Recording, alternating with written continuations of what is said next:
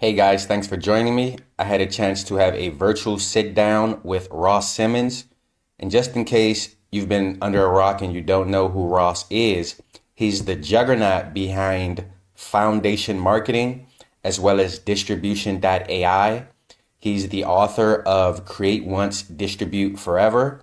And he's a strategist trusted by brands like Snowflake and Canva.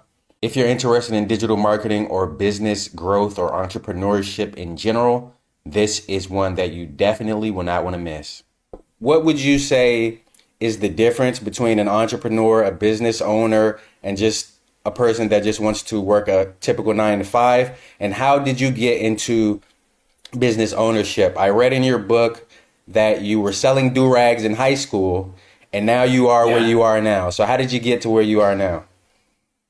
yeah, 100%. I think you're right in the sense that for me as an entrepreneur, it was something that was kind of built into my DNA, right? Like it's one of those innate traits that I had instilled in me, whether that's through the family and stuff that I have no control over, or I was just wired and built differently. But I've always had this desire to control my time and to control as much of my life as possible.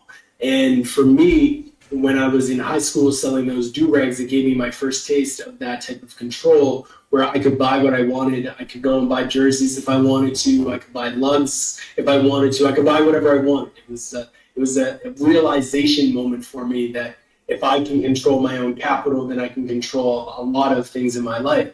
So I set out to really control as much as I could in my life. And entrepreneurship felt like a strong path to give me that. So Absolutely. I went from selling do-rags to creating a lot of content online about fantasy sports and video games. And I started to get opportunities all over the world with my writing, where I started to write about marketing and business and startups and tech.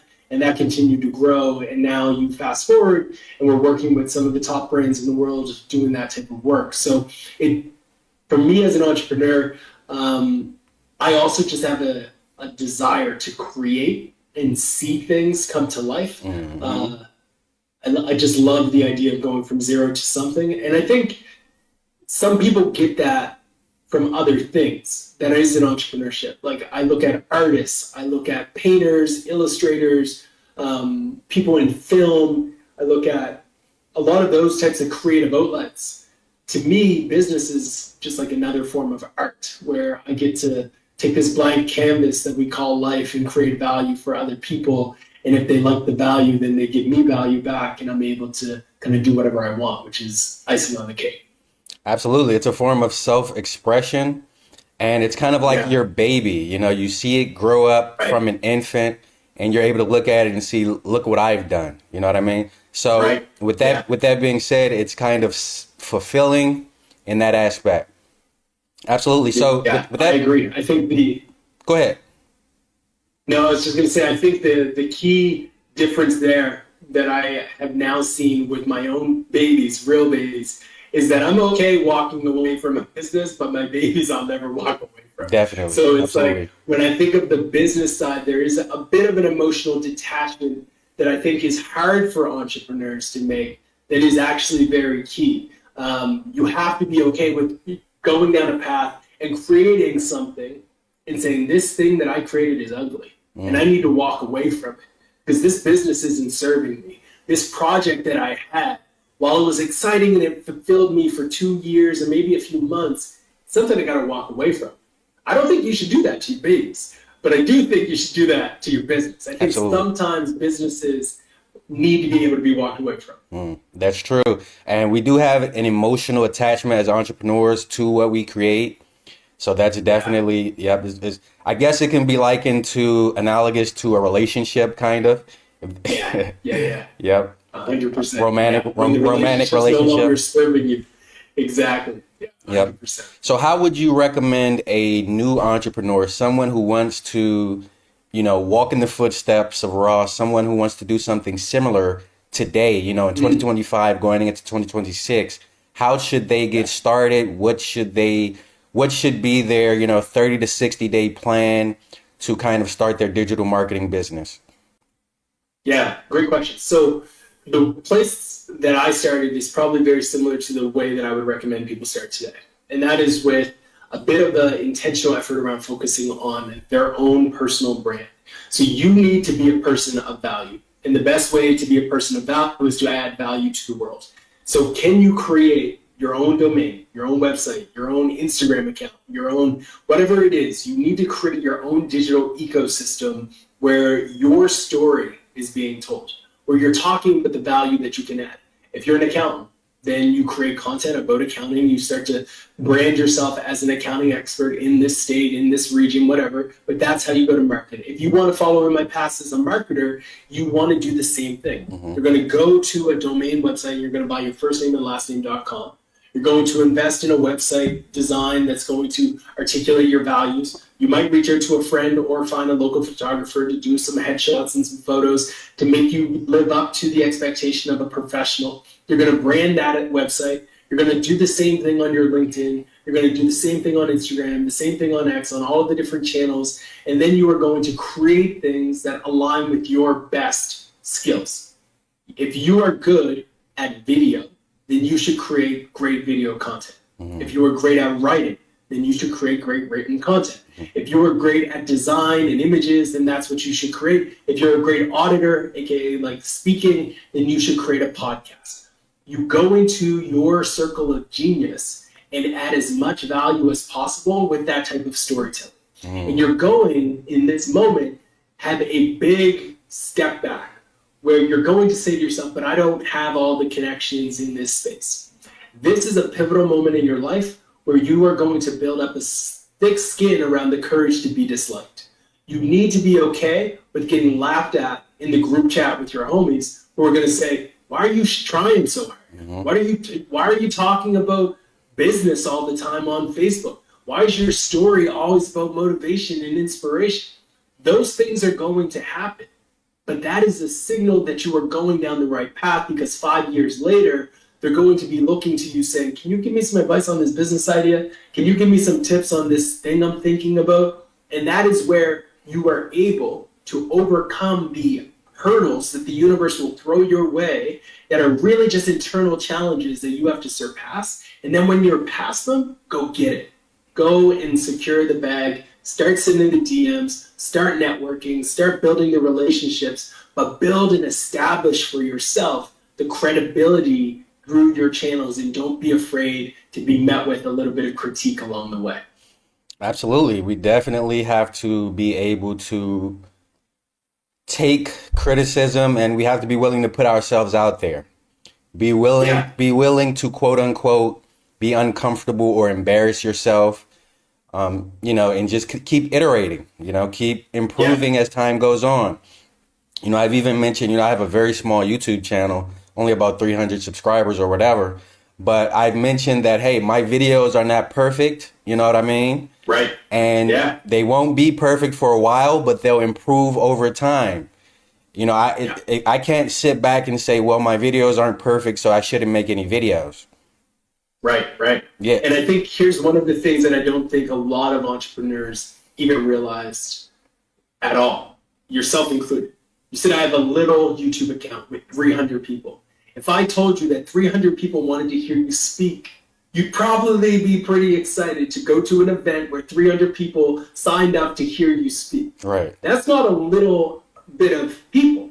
300 people care about what you have to say and are willing to smash that subscribe button to hear when you put out a new piece of content. Absolutely. That's not a little amount of people. That's a lot of people. If you take those lives, right? Like if you think about it from a life lens and you multiply 24 hours by 300, those people are willing to spend a lot of time just to hear your content. So I think we underestimate also. And it's easy because we can compare ourselves to the folks who have 2.5 million followers and stuff like that.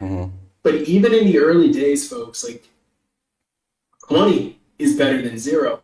50 is better than 0. Like you're doing laps around those who continue to dream and think and wish and wonder while you've taken action and now you're impacting 300 people's lives. Yeah, that's definitely true. And also, engagement is also important, right? So there are people who have, 1 million subscribers, but only get 20 views. You know what I mean? So that's Right. also Right. another important piece. So let me ask you, 100%. create once, distribute forever. This is Right. this is your mantra. This is also the name of your book. How did you come to this understanding? Was there a case study? Did something happen that kind of where it just came to you? Create once, distribute forever. Yeah. How did you reach that point? Yeah, so early on in my career, I was creating content about fantasy sports. I'm a big fantasy football guy. Like fantasy sports was my thing. I ran a successful blog on the topic, and I wrote a piece that when I started to just share it on my own personal account, I would get a few likes, a few little bit of engagement. Mm, But when I started to seed it into Facebook groups, when I started to seed it into forums and communities where people were interested in the topic, I saw ridiculous results on the content. And I replicated that with marketing content, where I would take marketing content that I was producing and start to seed it in different forums and communities like Reddit. Back in the day, there was this site called growthhackers.com, and HubSpot ran this platform called inbound.org. And I would repurpose my stories and share them in these channels. And it would result in more reach, more eyeballs, more traction, more engagement. So then I really had this light bulb moment where I don't even remember the date, but at some point I just tweeted, create once, distribute forever. mm, And it just took off. Hundreds of people shared it, hundreds of people commented, and I was like, I'm onto something. So to me, I look for I look at life as an experiment. And I'm going to put out there to the world ideas and stories and concepts and look for signals from the universe that say, this is something worth pursuing. So when I seen all of that engagement, it became clear to me that that idea resonated with people. So what do I do with ideas that resonate with people? I rinse and reuse them over and over and over again. And that's what I've done. I wrote a book with the title. I say the slogan all the time. mm. I have it on t-shirts. I have it on hoodies. People say it all the time, and people have stolen it and claimed it to be their own, which is all good. As long as the mantra is getting out there, I'm happy. And that's kind of the crux of Create Once, Distribute Forever. Wow. Yeah, I also look at life as an experiment, I love it. especially, my work, my career, business. Yeah, You have to continue to, again, iterate, look at what's working, what's not working, and none of us actually know the future. So we don't no, know what's going to happen. So if someone is watching this and they're trying to get started with starting a business, they don't know, they're unsure where to start, they may feel kind of lost. Get started, start doing something, put yourself out there. You have to get started, you have to get the ball rolling. yeah, 100%. And I think everybody today is living in one of the best times to be an entrepreneur. You have access at your fingertips, if you have a phone, if you have access to watch this video, to things like ChatGPT, to Gemini, to Claude, to Perplexity. When I was coming up, the best way of getting suggestions and ideas from people were literally reaching out to other people or reading books. Mm, Now, if I'm getting started with something, I'm opening up ChatGPT or Perplexity and I'm saying, hey, I'm just getting started. I need to understand over the next 30, 60, 90 days what I could do if I really locked in to achieve this outcome. What are the things I have to do every single day to achieve X, Y, and Z, or is going to increase my probability of doing that? And tell the LLM to be blunt, to be very truthful, to tell you what you don't want to hear. And what you'll get back is a very transparent roadmap on what you should do. mm, That advice, I used to reach out to mentors. I used to reach out to leaders in the industry. And it would sometimes take me weeks before I got enough information to make a decision on how to behave and how to act. We have at our fingertips some of the most powerful ideas that can fundamentally change our life. So if you're just getting started, you really have no excuse. After you watch this video, you need to probably take a few seconds to identify where you want to be 6 months from now, and then have an initial conversation with an LLM and say, what do I have to do to get there? And I would say with relative confidence that if you don't get there in 6 months, you'll probably get almost there. And if you're almost there, You're better than you were if you just waited another 6 months to try to figure out the perfect time to execute. So I think we're living in a great time to be a builder, a maker, an entrepreneur. And a lot of times people underestimate themselves. They underestimate what they can actually achieve, especially with time. So let me ask you, you did mention mentors. Did you have a specific mentor, or how has that worked for you? How has mentorship helped you? Yeah, when I was young, I had a lot of entrepreneurs in the community. So I was a young whippersnapper trying to figure out this thing called life and business. And there was somebody who was the executive director of a local Boys and Girls Club. And they gave me a first taste into business, right? It wasn't a massive business. It wasn't in software. They weren't doing hundreds of millions of dollars worth of deals, but they took the time to really coach me and teach me as much as they could about their world as an executive director, which was in my eyes like the equivalent of a CEO locally. So I seen that and I was like, okay, I'm learning from this lady and this was great, super awesome training. But then as I looked ahead, I didn't really have any uncles who were in white collar jobs. My grandfather ran a paving company. That was great. I didn't really, and it wasn't a massive paving company. I didn't know anyone who even looked like me that was doing global work like I wanted to do. I didn't know anyone who had a job with some of the top brands in the world. I didn't know anyone. So my mentor became everyone publishing online about their journey. If you were an entrepreneur in the early 2000s, creating content, writing about entrepreneurship, writing about running an agency, writing about entrepreneurship struggles, you were my mentor. I was reading your content every day religiously. I had subscriptions to all of their newsletters. I followed them all on X. I would read their blogs. I would go into communities and ask questions and see what strangers would provide me with as it relates to information. But the internet was my biggest mentor. And to this day, it's become a little bit wild because the people who I studied when I was 22, 23 have now become like friends. Like they're peers, they're folks who I've gone to football games with, that I hang out with, that I'm at events with, that I'm on stage on a panel with. And it's kind of surreal because it's like, I learned so much about the industry from you, but now the industry views me and you as this one and the same, which is awesome. So the internet was my biggest mentor. Wow, wow. So basically what you're speaking about is being proactive.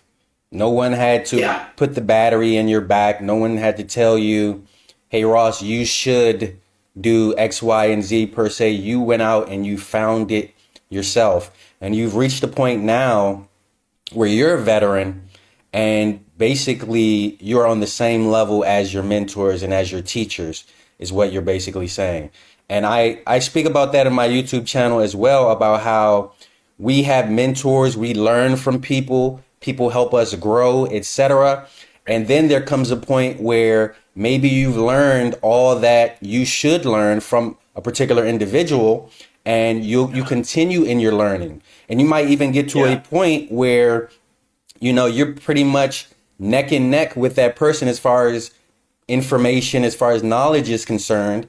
And you might even disagree with your mentor on certain things. Sure. You may have different perspectives on certain things. Yeah. But once you are knowledgeable and, you know, you've grown in your craft, you can do that. So, Ross, let me ask you, you speak a lot about Reddit. You speak a lot about Reddit marketing. Now, Reddit is kind of a scary place because, as you yourself know, people there can be cynical, right? Yeah. And it has so many rules, you know, you can't post, you can't interact unless you have karma. But how do you get karma if you can't interact? Right? So there's so many different things with Reddit. Can you just kind of explain a little bit about Reddit marketing, what you would recommend, the state of Reddit marketing now, how important it is? Can you explain a little bit about that? Yeah, so Reddit has been around for a long time. It's been self-claimed to be the front page of the internet, meaning when news breaks, it happens on Reddit first and then the rest of the internet catches up. And that has not been true until the last 3 or 4 years. Now, it is 100% true. Reddit is the front page of the internet. It's influencing LLMs and the answers that we get from it. More people are adding the word Reddit to their search queries than ever before because they trust that the people on Reddit are people giving real opinions, and they're not going to get to a blog that is filled with affiliate links and written by a brand that is just trying to sell something. So there's been a massive surge in Reddit visitors, both logged in and not logged in, for people who want information. And the queries and the visitors on Reddit range from everything from healthcare answers all the way through to fun things around movies, comics, sports, books, etc. Every topic is talked about on this site. Mm-hmm. And the site is broken out into forums where communities and groups of people who are passionate about a topic share ideas, stories, and content. Now, for a marketer, you might be thinking, okay, so what do I do here? The thing that brands need to do falls into one of three categories. Either first, you need to understand whether or not your brand is already being talked about in a subreddit. Does a subreddit, a community, already exist where your customers and your users are talking about you? If it does, then that's where you need to start. You need to start by listening, understanding what those people are saying. The next piece is, do you have a brand account already that is active and is engaging in different posts? If you don't, okay, we're going to start one, we're going to create one, we're going to get set up with a Reddit Pro account. But then once you get that account set up, the next step, to your point, Caleb, is like, how do you post? Where do you go? You want to go into a low-risk community on low-risk topics. What that means is you're going to focus on a place where you can actually add value without getting banned. So if you are a business who happens to sell books, instead of going into the Our Books subreddit and selling books, you're going to talk to people who might be trying to write their first book and talk to them and answer questions around what that process should look like. No links to your site, no references to your business. You're just adding value with one intention, and that is for the rest of the community to see your post that is valuable and to give you upvotes. Because when they give you upvotes, you get karma.